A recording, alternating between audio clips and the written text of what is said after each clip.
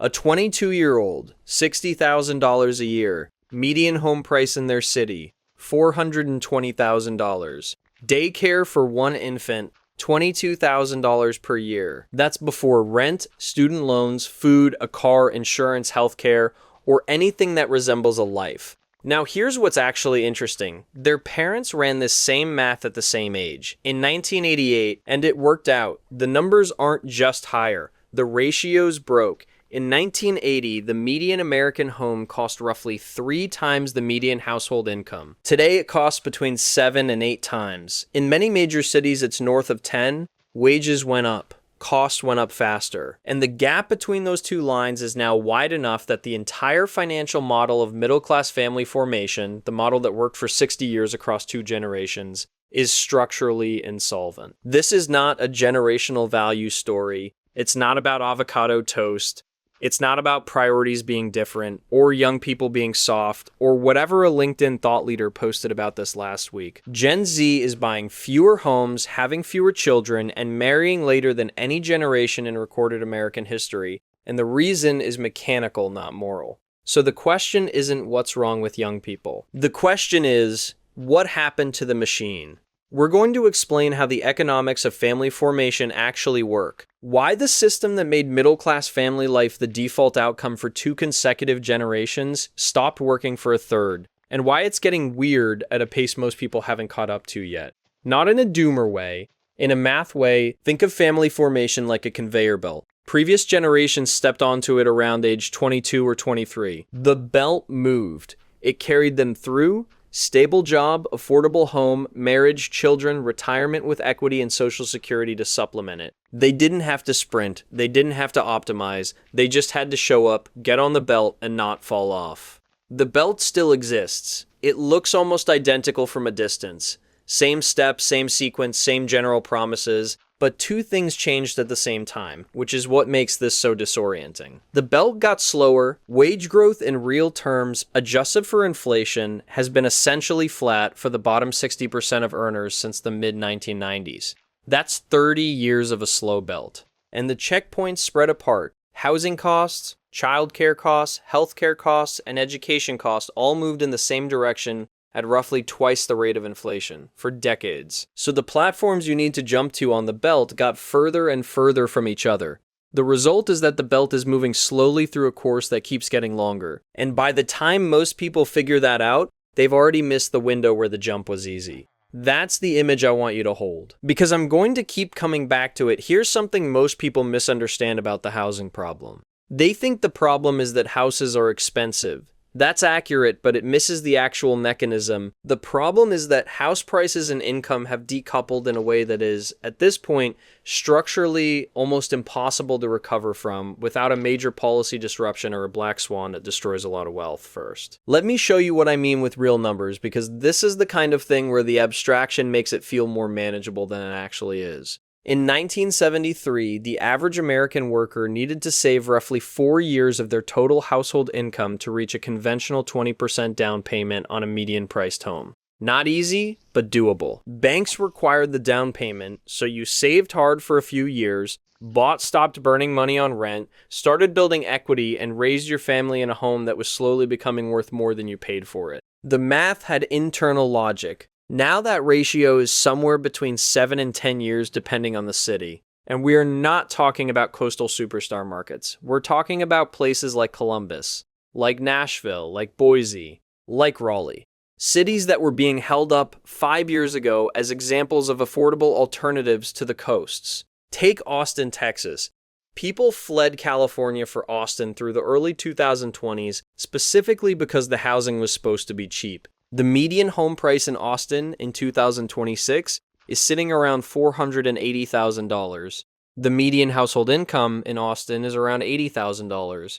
That's a 6-to-1 ratio. In the city people move to for affordability. The backup plan is also broken by the housing problem that doesn't get explained clearly enough. When a house costs 7 or 8 times your income, you're not just priced out of buying the house, you're priced out of the entire sequence that the house enables. The conveyor belt was never really about the house itself. The house was the platform. It gave you space to grow into. It stabilized your monthly costs in a way that rent never will. A fixed mortgage payment doesn't go up 15% when your landlord gets a better offer. It built equity passively, which became the financial foundation for everything that came after. Funding college for your kids, having a buffer in emergencies, eventually retiring with actual assets rather than pure social security dependence. When the platform is unreachable, the whole sequence seizes up. The belt keeps moving, but you're not getting to the next checkpoint.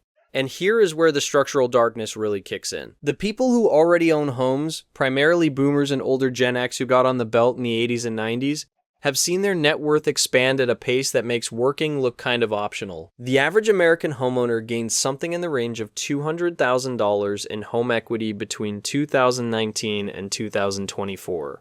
5 years. $200,000 in appreciation, largely untaxed until they sell, for doing nothing except having bought a house decades ago. The average 25-year-old competing in today's market is not just priced out by market forces. They are priced out by policy that was designed, deliberately or not, to protect the asset values of existing owners.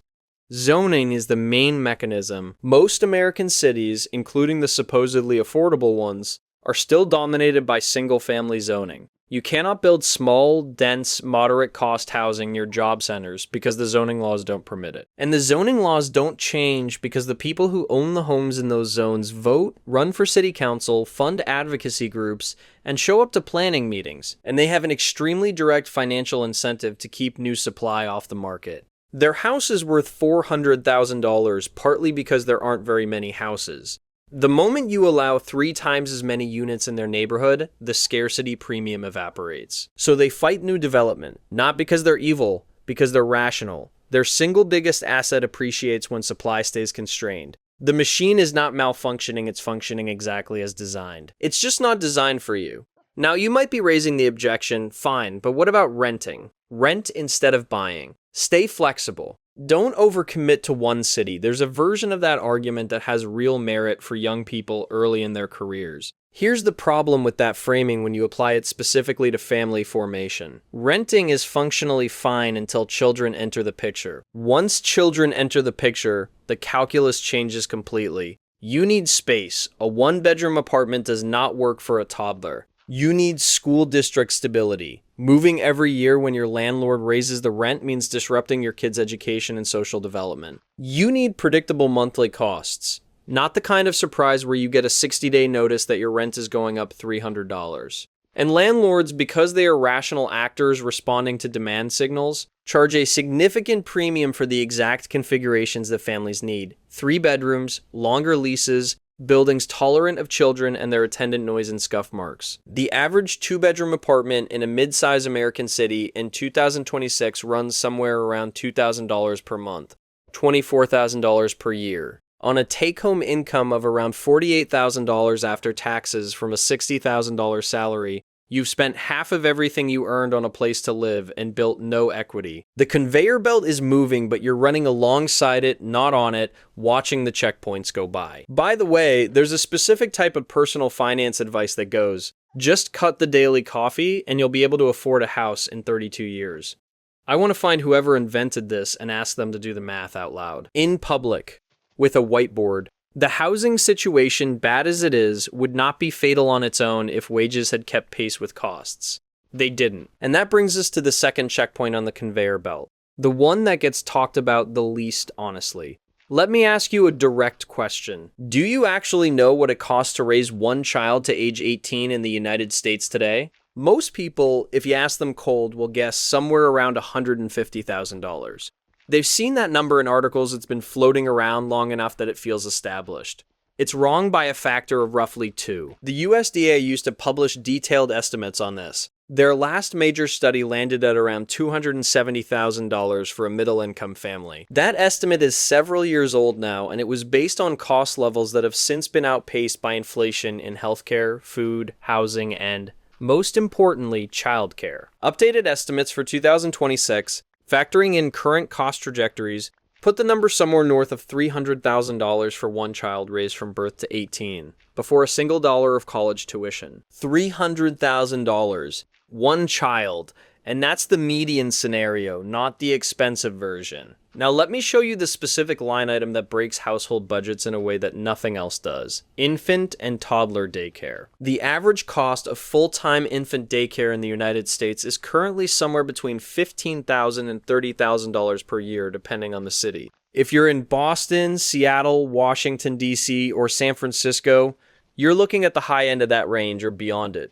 If you're in a mid-sized city in the South or Midwest, you might be around $18,000. Let's use $20,000 as a working middle. $20,000 per year in after-tax money, meaning you need to earn somewhere around $28,000 in gross income just to cover childcare. Not housing, not food, not anything else. Just the cost of someone watching your child while you go to work to pay for the cost of someone watching your child. Here's the deeper structural question that the conveyor belt used to answer automatically. Who watches the kid? In 1975, the modal answer was a parent, typically the mother, who stayed home while the other parent worked. This wasn't just a cultural preference. It was economically rational because the economy was priced for it. One median income could cover the mortgage, the groceries, the car, the family health care, and a modest savings rate. Single-income household formation was the designed output of that economic system. That model collapsed, not because of any single decision, but because costs inflated faster than single incomes could track over several decades, until two incomes became the structural baseline assumption baked into everything from mortgage underwriting to apartment rental requirements. And here's the trap that closes around families who try to run the new model.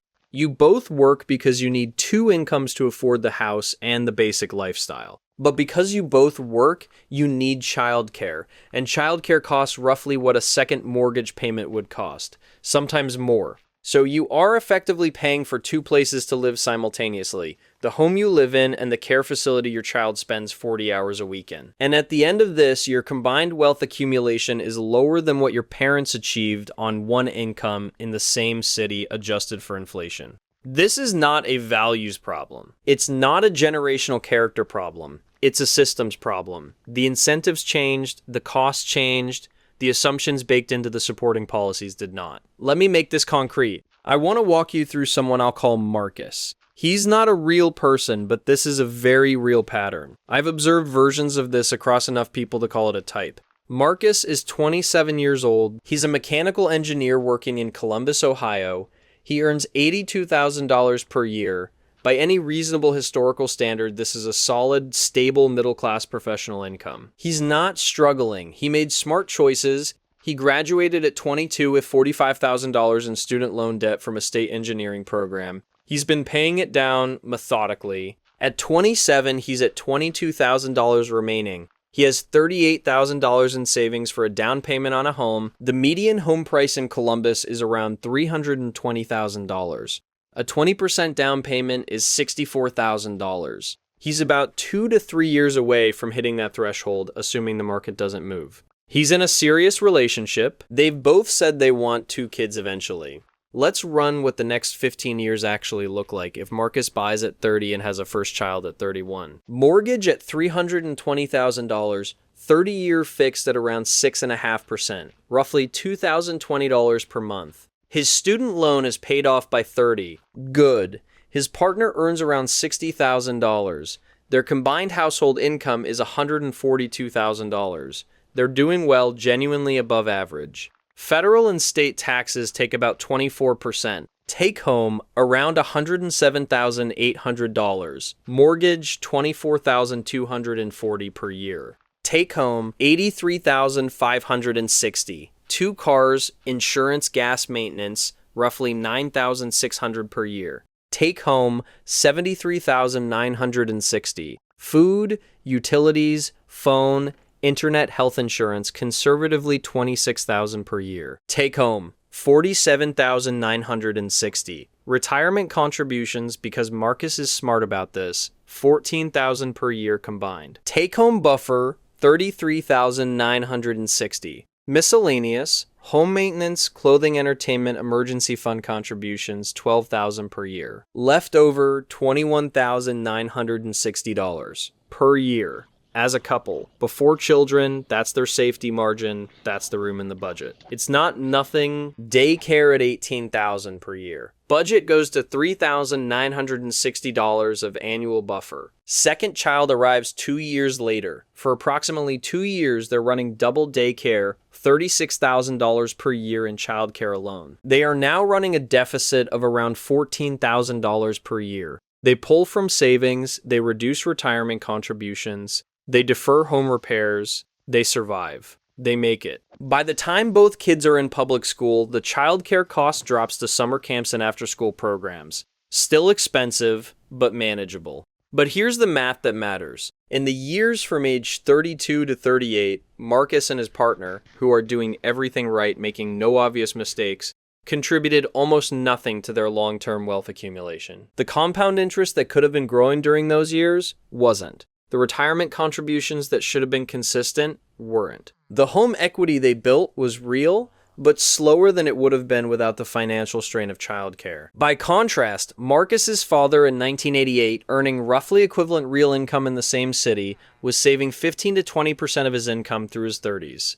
The house he bought cost 3 times his income. He had 1 car payment. Childcare for Marcus's older brother was covered by Marcus's grandmother living 20 minutes away, which was a common arrangement because multi-generational proximity was still normal then. Marcus's father entered his 40s with meaningful compounding wealth. Marcus enters his 40s having made every rational decision and is measurably behind where his father was at the same age. Not because he failed, but because every checkpoint on the conveyor belt cost him more than it cost his father. And the math absorbed the difference. This is the gap. It's not drama, it's not a talking point, it's arithmetic. If this is the kind of thing you want to understand clearly, systems, numbers, real mechanics, no noise, subscribing makes sense. This is what I make, okay? Here's where it gets genuinely interesting and genuinely strange. When you observe a system producing a consistently bad outcome for a large group of people, the right first question is not, what's wrong with the people? The right first question is, who benefits from this outcome? Because systems don't break in random directions. They break in directions, and the direction tells you about who has structural power over the system. So let's actually ask that question. Who benefits from delayed family formation in Gen Z? Landlords benefit. Obviously, indirectly, young people who aren't buying homes or renting for longer and larger numbers. The longer the average young person delays family formation, the longer they remain in the rental market, the more reliable the demand base for rental real estate, and the more pricing power landlords maintain. The rental income generated by 28-year-olds who should be in starter homes but can't reach the down payment flows upward to older asset holders. This is not complicated. This is the money moving in one direction. Large employers benefit. A 25-year-old without a spouse, without children, and without a mortgage has almost none of the leverage of a worker with dependents and fixed obligations. They can relocate, they can work nights and weekends. They don't need the same benefits: family health insurance plans, parental leave, childcare stipends, school schedule flexibility. From a pure labor economics perspective, the young, single, childless worker is the most flexible and in many ways the most exploitable configuration of a human in the modern workforce. Not because employers are malicious, but because the incentives of labor markets reward mobility and penalize dependence. Consumer businesses benefit. Single adults spend more per capita on discretionary consumption than married adults with children.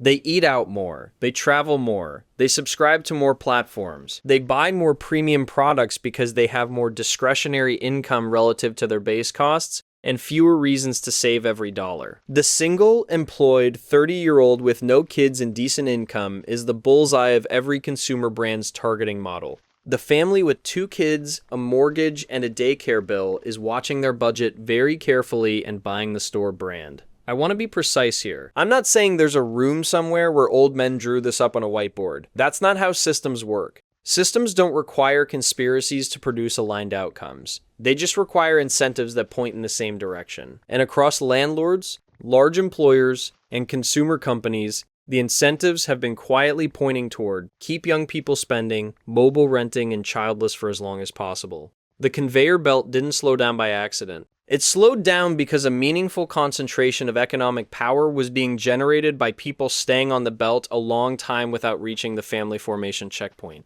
Now let's look at the policy layer, because this is where the old code running on a new system becomes clearest.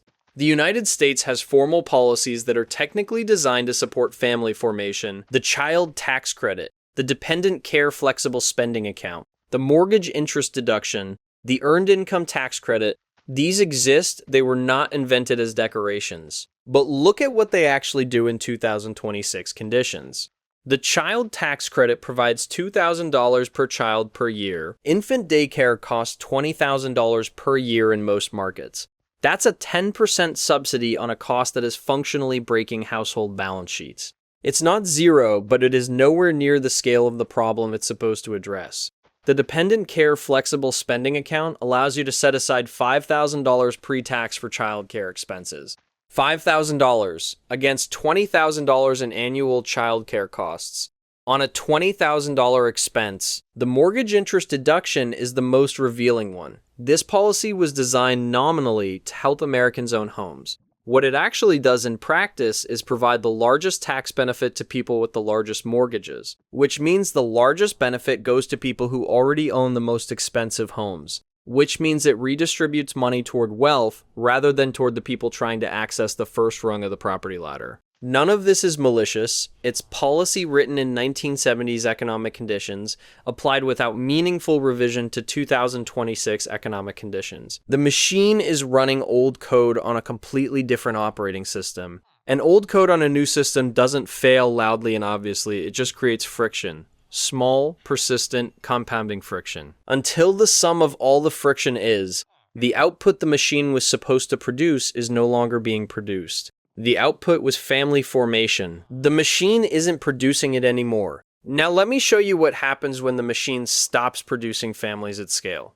Because this is the part where the second order effects become genuinely alarming in a system sense, not in an emotional sense. The United States fertility rate in 2026 is hovering around 1.6.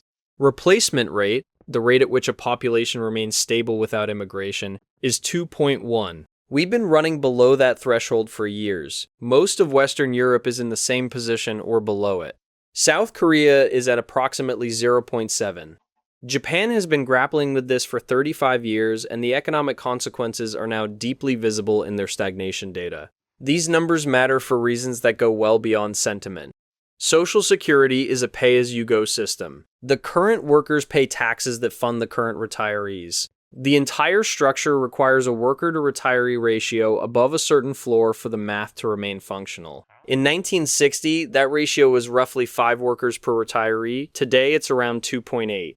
By 2045, current demographic projections have it approaching 2.1 or below. At 2 workers per retiree, the system requires either dramatically higher taxes on those workers, significantly reduced benefits to retirees, a substantially higher retirement age, or some combination of all three. There is no fourth option. The math does not care about politics. And here's the irony that I genuinely think deserves more attention than it gets. The people who cannot afford to have children because of the economic conditions produced by the current system are the same people who will be asked through payroll taxes to fund the retirement of the generation whose policy environment made it hard to have children in the first place. That's not me being dramatic, that's just the sequence of events in the order they're scheduled to happen. But here's the second order effect that almost nobody is talking about. When families stop forming at scale, a specific kind of social and economic infrastructure starts to erode.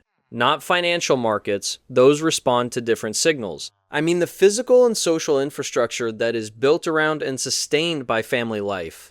Public schools lose enrollment. When they lose enrollment, per pupil funding drops, programs get cut, quality declines, which further discourages family formation in those areas, which further reduces enrollment.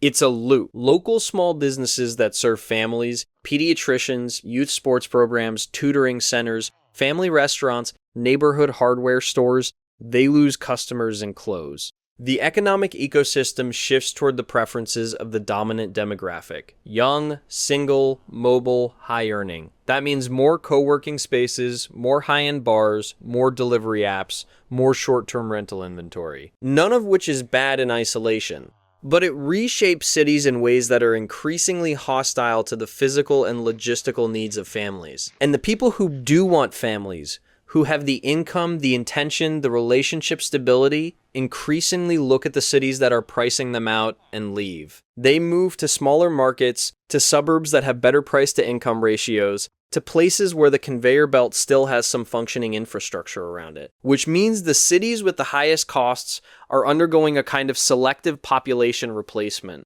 The departing cohort is disproportionately family-oriented. The arriving or remaining cohort is disproportionately not, which drives up demand for high-end consumer amenities, which increases costs, which prices out family formation further, which accelerates the departure of anyone who wants a family. The feedback loop has been running in coastal cities for 20 years. Now it's starting in mid-sized cities that nobody expected it to reach. There's a genre of news article that goes, young people are choosing pets over children, and sociologists are baffled. The sociologists are baffled because they haven't noticed that a golden retriever costs about $3,000 per year, doesn't need a school district, doesn't require 2 years of daycare, and can be left with a dog walker for $60 when you travel for work. The math is not complicated. The preference revealed is not irrational. Here's what I want to say clearly before we close this out, because I don't make these videos to leave people sitting in a pile of bad news. The system is what it is. I've just described why it's structurally hostile to family formation for most young people in 2026. That's real. That's not fixable by changing your mindset or working harder. The conveyor belt is slow. The checkpoints are further apart. These are facts, but systems that are structurally hostile to most people are not equally hostile to everyone. They're hostile to people who don't understand how they work. The people who are navigating this, quietly without making content about it, understand a small number of things differently than the average person does.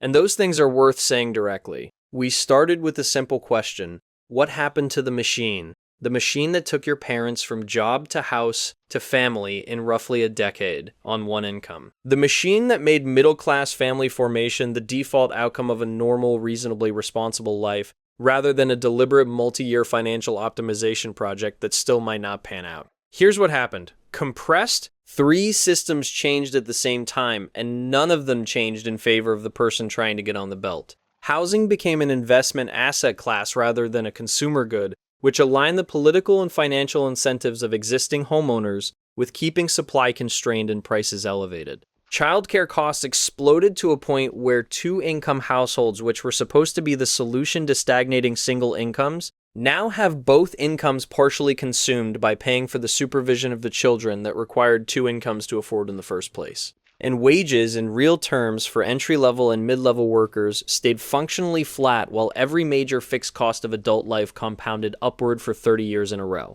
The belt slowed, the checkpoints spread, the math stopped working, and the people most harmed by this are the ones who are still trying to run the old version of the plan without adjusting for the new version of the terrain. So, 3 things that actually matter if you're operating in this environment. Not generic advice, actual mechanisms. First, location is not a lifestyle preference. It is the single largest financial variable most young people have direct control over, and most people are optimizing it based on the wrong criteria entirely. The difference between buying a home in a market with a 7-to-1 price-to-income ratio and a market with a 3-to-1 price-to-income ratio is not a minor quality of life adjustment. It is potentially the difference between getting on the conveyor belt in your late 20s and watching it pass you at 35 from a rental apartment. The down payment timeline alone, the number of years you need to save before you can buy, compresses dramatically when you choose the right market. And every year that compresses is a year of equity building, of fixed housing costs, of the platform stability that family formation actually requires. Remote work has made geographic arbitrage more accessible than at any previous point in history. If your income is tied to a coastal market, but your physical presence does not need to be there, you have an option that didn't exist in any meaningful form before 2020. Run the numbers on what that option is actually worth. Compare cities not on restaurants and cultural amenities, but on 3 numbers. Median home price divided by median local income, average full-time infant daycare cost as a fraction of median household income, and property tax rate as a percentage of home value. Those 3 numbers will tell you more about whether you can form a family in a given place than any other data point. Most people have never looked at them explicitly. Second, the sequence matters more than any individual component, and the compounding effect of sequence errors is dramatically underestimated. Most people treat the conveyor belt checkpoints as separable problems. They think, I'll sort out housing, then separately figure out kids, then separately think about retirement, one at a time when each one becomes urgent. But these things don't compound independently. They compound together or they erode together. Spending your late 20s in an expensive city because the career trajectory seems better costs you not just rent money, it costs you down payment timeline, which delays the mortgage, which delays housing stability, which delays the optimal window for family formation, which compresses the years when your children are young against the years when your retirement funding needs to be most aggressive. The people who navigate this well almost universally made one or two decisions in their early to mid-20s that looked slightly weird or unsophisticated from the outside. Moving somewhere less impressive, buying something small and unglamorous, taking the boring corporate job with good benefits instead of the startup with exciting equity that might never be worth anything. And those decisions bought them enormous optionality at 30. Because compounding doesn't reward the best decision made at 32. It rewards the decent decision made at 24 that had 8 more years to run.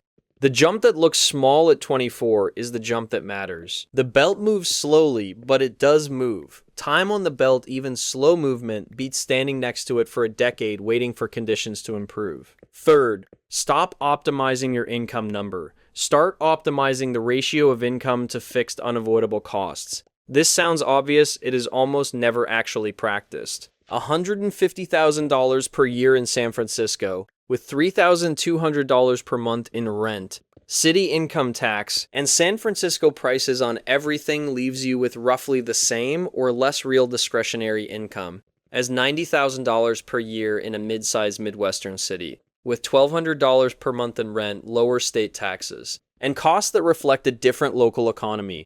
The 6-figure salary in the expensive city feels like winning. The ratio tells a different story. The metric that builds wealth over time is not gross income. It is the gap between income and fixed unavoidable costs. That gap is the only money doing anything useful. It's funding the down payment. It's going into the retirement account. It's building the emergency fund that keeps you from liquidating investments at bad times. It's creating the financial room that makes having children not a budget crisis. Consumer economies are specifically, precisely, structurally designed to keep that gap at zero by expanding your lifestyle in proportion to every income increase. This happens automatically without effort because the marketing apparatus of an entire economy is pointing at you saying, you earned more, spend more. The people who build wealth quietly are the ones who allow their income to rise without allowing their fixed cost structure to rise with it. Not through extreme deprivation, through structural decisions, location, housing choice, car choice,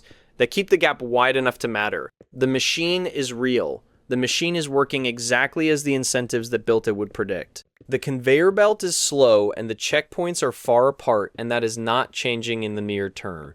But understanding the machine is the first and most durable advantage you can have, because most people are trying to navigate a system they've never clearly mapped. Subscribe. I map systems.